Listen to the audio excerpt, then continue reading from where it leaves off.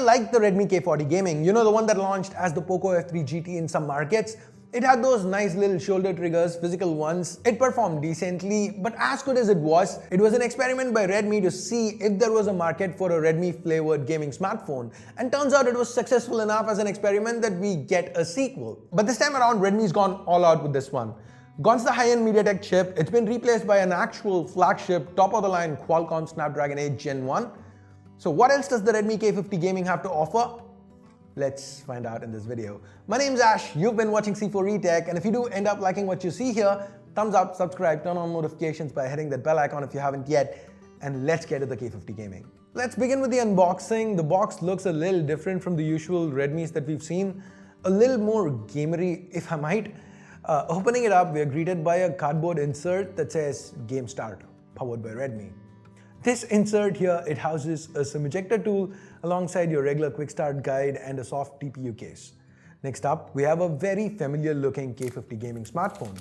It's got those triggers, the back here, it's covered by Corning's Gorilla Glass 5, and it has a matte finish to it. Compared to glossy glass backs, this should be more resistant to fingerprints and smudges. Now, apart from this silver, Redmi also offers black and blue as color options. There's also a special edition in collaboration with Mercedes-AMG. No performance differences, just the design. Next up, we have a USB Type-C cable. I like how this one has a right-angled connector. It should make it easier to game while charging.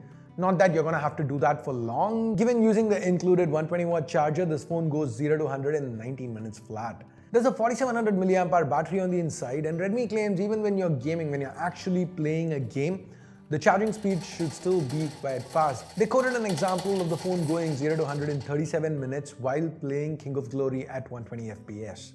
Guys, this is how it works, right? When you're charging a phone, that causes the temperatures to go up. When you're playing a game, that causes the temperatures to go up. So how brands combat this is when the temperatures increase past a point. Of course, they have their cooling solutions, but when the temperatures increase past a point, they kind of cut back on what they're doing. So with charging, the charging speed drops a little bit. With gaming, the GPU throttles.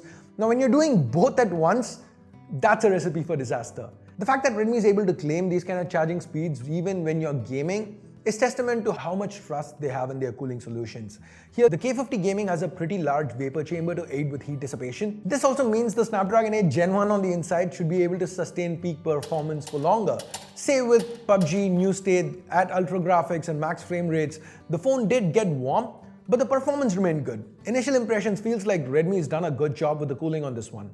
Now that doesn't mean I finally got my hands on a Snapdragon 8 Gen 1 that could crack 1 million. Again, it's technically supposed to cross 1 million, but not for me. I've still not seen a 7-digit Antutu score yet, but should eventually. Let's hold on to hope. Anyways, we get 8 or 12 gigs of LPDDR5 RAM paired with 128 or 256 gigs of high-speed UFS 3.1 storage, 3 gigs of which can be repurposed to RAM. The software experience here feels great. We have MIUI 13 built on top of Android 12. Everything feels smooth and fluid. The 120Hz refresh also happens to help. Talking about which, the display here, it's still 6.67 inches. It's a Full HD Plus OLED panel, one that's rated A+ by DisplayMate. Touch sampling is at 480Hz. It also has 1920Hz high-frequency PWM dimming to help ease strain when you're using the phone under low light. This 10-bit panel here has HDR10 Plus support with a peak brightness of up to 1300 nits. Redmi is also sprung for Gorilla Glass Victus for protection this time around. With audio, we've got a quad speaker setup, an extra pair of tweeters, one on each side. The output seems pretty good. As you can see here, it's tuned by JBL, still no headphone jack though. What we do get is an extra mic to the left. Here you also find a SIM tray alongside the volume keys. Up top, there's the other mic and speakers alongside an IR blaster, which is supposedly more powerful than what they've been using so far and should have a range of up to 10 meters. The power button is present to the right, and despite OLED, the fingerprint scanner is still built into this key. It's pretty fast and responsive. On either end to the right of this phone, you find triggers and switches for them. So flip them and the physical triggers pop up, launching game space just like on the K40 Gaming or the Poco F3 GT. Redmi says they've made multiple changes here, and what you are seeing is a refinement of what we got on the last generation gaming smartphone from Redmi. Just like on that phone, you can have these buttons perform various actions on double press or press and hold. That said, you still can't get them to function as shutter or even launch any app of your choosing. When you are in a game, you can slide in from the corner to pull up Game Turbo. From here, you can adjust things like brightness on the fly or choose to record the footage or take a screenshot. This is also where you set up the physical shoulder keys from.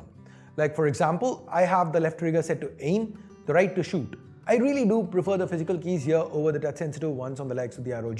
The K50 Gaming also features one of the largest X-axis motors on the Android side of things till date. The haptic feedback is very sharp and precise. It's something I fell in love with even in the limited time I spent with this phone so far. It's not restricted to gaming, right from mundane things like when you turn off the display to when you're typing on screen, you can notice it all over. Talking about mundane things, given this combination of hardware and software, it is no surprise that this phone doesn't break a sweat to handle regular tasks. Regular features like always on, the smart toolbox, they're all present and accounted for.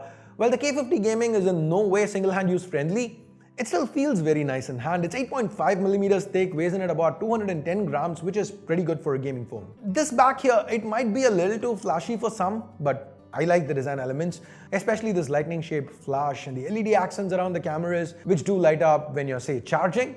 Talking about the cameras, the setup remains pretty much the same from the last time around. The primary is a 64-megapixel Sony IMX686. It's paired with a f1.7 lens. It performs quite nicely. Images turned out to be pretty detailed with good colors, as you can see. There is a color differentiation with the secondary camera, which is an 8-megapixel f2.2 ultra-wide. The field of view is 120 degrees. The final one is a 2-megapixel macro. Well, it's there. That's the best thing I can say about it. For videos, the K50 Gaming tops out at 4K 60, which is strange given Snapdragon 8 Gen 1.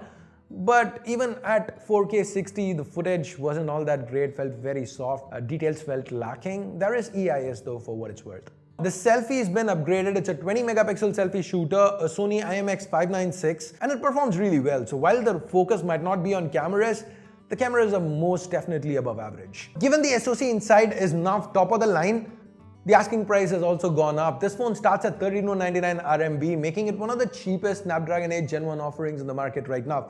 The only one cheaper that I can think of is the Moto X30. If there is something I'm missing, let me know via the comments below. So overall, the K50 Gaming Edition is shaping up to be one of the more interesting phones of 2022. Yes, it's just February, I get it, too early to be making claims like that, but Redmi seems to have done one hell of a job here. Even if this launches in other markets at a 20% markup, it's probably got the best price to performance ratio in the market today. So that's pretty much it for the Redmi K50 Gaming. What do you guys think about this phone? Do you feel Redmi could have done something a little differently? What would you have done differently if you were Redmi? Let me know your thoughts in the comments below. And with that, we are at the end of this quick little unboxing and hands-on. Thumbs up, thumbs down based on whatever you felt about it. Subscribe, turn on notifications, hit that bell icon if you haven't yet. And thanks a lot for watching. Till next time, my name's Ash. You've been watching C4E Tech, and I'm signing off for now. You guys have a great day. Bye-bye.